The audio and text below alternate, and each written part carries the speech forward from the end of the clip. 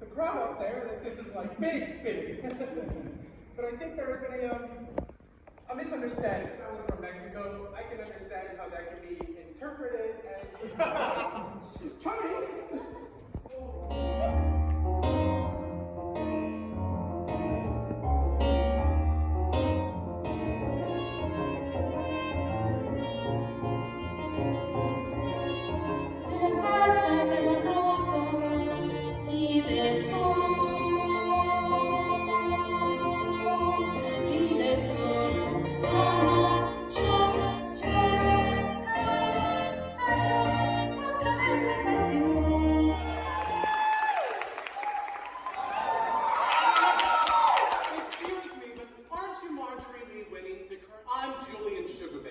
Suzanne Sugarbaker's brother, and I couldn't help but overhear part of your conversation.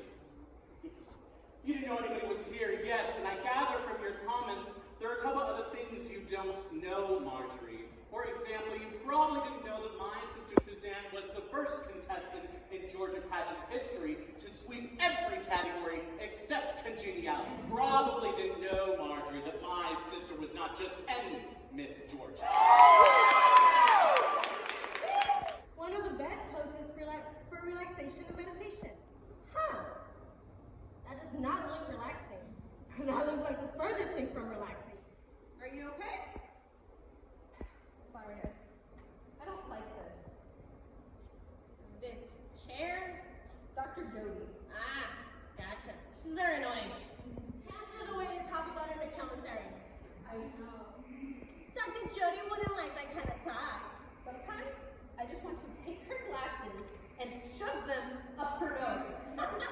Sometimes I want to shove the bobblehead right up her nose. The one at her desk. It changes. Have you noticed that? It's the mood of the day. The mood of peaceful. More calmer. It's like the shuffleboard, Ophelia. Calm and peaceful. All the people who jerk me around at night.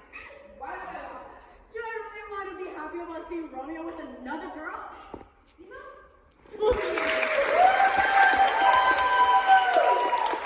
Change your luck might change. Every change your luck might change. I believe in luck. Never mind, doesn't matter. Because I'm about to tell you this secret. And this secret I know right down to the bone. So I'm going to tell you this secret so y'all know the truth. Then y'all can stop wondering. Maybe y'all spit something in my cup. You like this cup? I found it right down there. Just about when you dropped it. You dropped it right down there, just about when you're sitting there. You had this cup, right? So I picked it up, shook out the last few drops of coffee it had in it. I held it out to this man and I said, spread a little change, a little my change.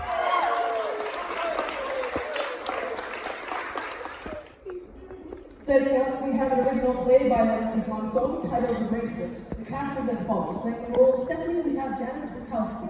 Alexander will be played by Alexis. So, how do you like Vegas? Oh man, I feel like I finally belong. You know, it's just kind of absorbing. Hey David? Yeah. You know, all this learning and all this kind of just being around you, I feel like, how does someone take that in and let them, how do they let that change them, their lives? I feel like ever since I saw you online, I felt like if I just spent time with this guy, I would be able to do that. It's just something I've been struggling with, honestly. I've been waiting for you to bring it up. We had a similar upbringing, A kid with no financial backing or influence is surrounded by millionaires or future millionaires. It's normal to feel that pressure. Question is, what are you going to do with it? Your every being is telling you what to do. Are you going to listen to yourself for once?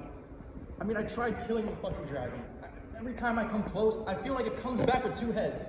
I don't give a fuck if it has 1,000,000 heads. What are you gonna do, trip on a rock and cry about it? Fuck no. All right, there you go.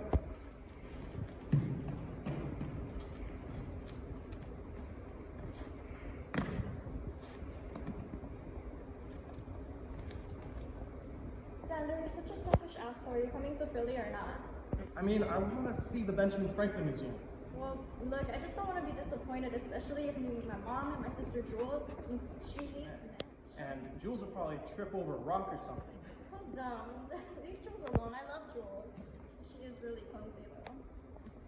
Jules is funny. She gets hurt a lot. Shut up, Jules doesn't even like you. Dude, she's never even met me. How do you know she's gonna like me? I feel like I make her laugh. Look, if you feel like you're not gonna be comfortable, then don't come. I need security. I want someone who is all in. Someone I can talk to. Someone like Nick. Nick? Who's that? That's the dude you've been seeing? No, Genius, Nick from New Girl. Oh, that's worse. Look, I'm trying to make a point and you're completely ignoring it. Okay, tell me. What's up? Forget it. Oh, tell me. Just Come on. forget it. Oh, okay, fine. Then I'll just ignore you, and I won't look at you, and you can talk, and I'm not gonna look at. Okay, No. I'll tell you. All right, go on. In one of the episodes, Nick was dating Megan Fox, and he was trying to tell her about the seagull on the wing of a car, and when he drove away, it didn't fly away. Okay, so you saw a seagull today.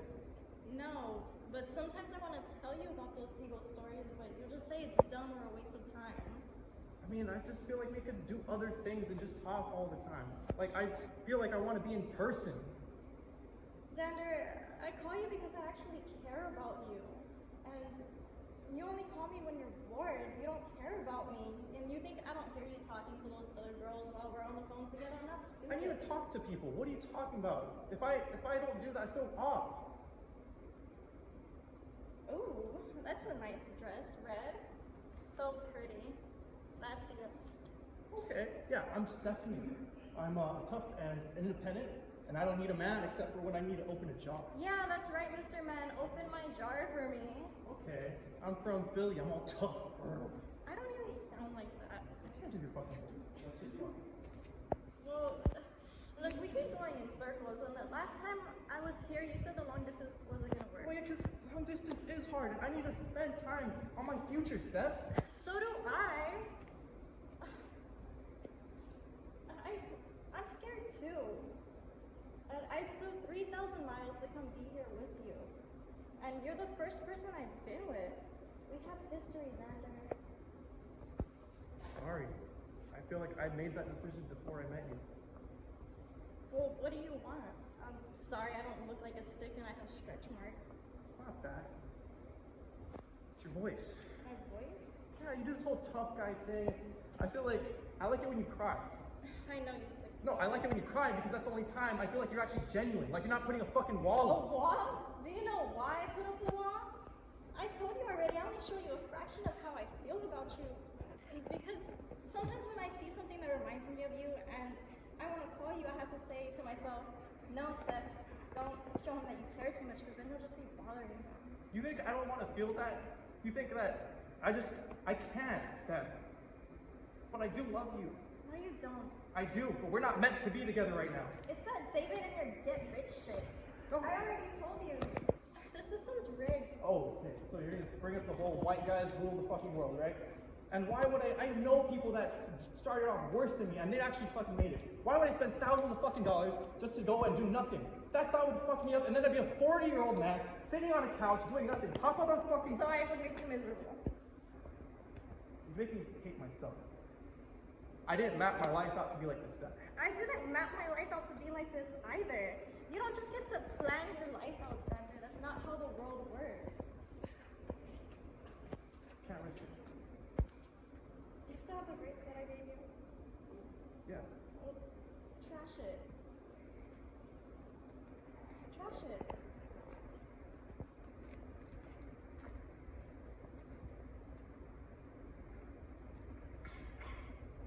Fine, you'll be a rich butthole and you'll make so much money off of it. Not everybody that has money has to fuck somebody over, Steph. I'm tired.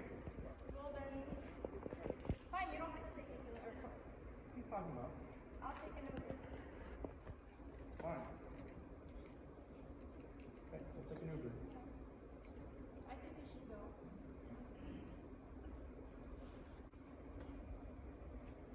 You know, I didn't love you the way that you wanted me to, or deserved. Just, I don't love you anymore. Get out. What can we do?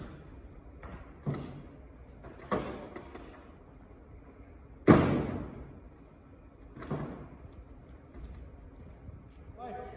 Everyone who's anyone has had to make some sort of sacrifice. You'll call them sacrifices now, but when you're at the top, those weren't sacrifices. They were investments. You might even be unsure of it in the beginning. This reminds me of a story. Benjamin Franklin, the man you see in your $100 fiduciary note, had to leave the girl of his dreams. Notice I didn't say his wife. I said his dreams. A soulmate. But he had to leave her because he was on a journey becoming Benjamin Franklin. These are the kind of decisions you'll have to make. And you won't like it. And you'll feel embarrassed. And you'll wake up the next day and do it all over again. Oh, one last thing. You have to go through the path. But you don't have to do it alone. In fact, you can't. No matter how smart or capable you think you are.